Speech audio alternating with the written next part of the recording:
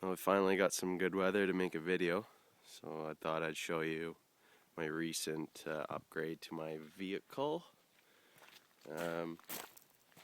It's a cold air intake and a strut bar.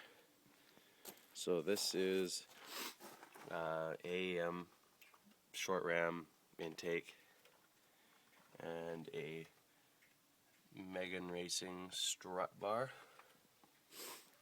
And then there's a look with them both there. Now, this is my first engine mod that I've ever done, and I'm extremely impressed. It's very, very loud, and this cone is massive. It's a lot bigger than I thought it was, and that's one thing I noticed when I took this out of the box, is just how big the cone was. As far as the strut bar, it's fantastic. It's not a night and day difference, but it's totally worth it. It was only $70 from eBay, which is where I get all of my parts for my car, unless it is any gaskets or anything internal. I'll normally stick to the manufacturer. So yeah, if you're really sitting on the fence about getting an intake, and I was for a good part of a year, it's totally worth it. I'll just give you an idea of what it sounds like.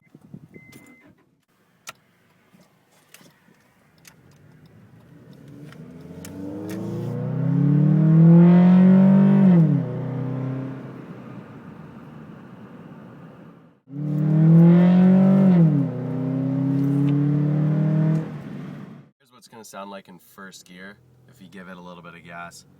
I'll be able to hold 3,000, 4,000 RPM a lot easier. So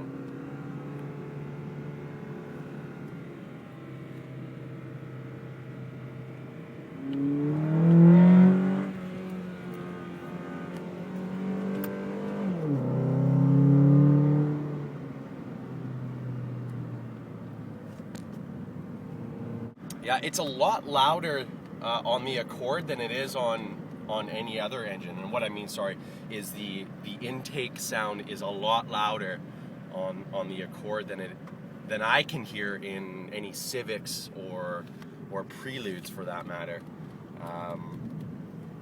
So I quite enjoy it. The strut bar, like I said, it's not a night and day difference, but it definitely does stiffen it up a little bit. So again, if you're on the fence about it, I do suggest it.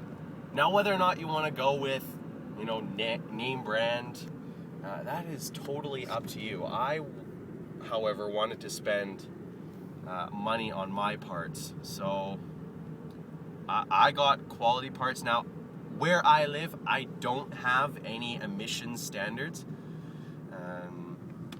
so it's not required by me to adhere to any emission standards. So I could have got a cheaper intake, but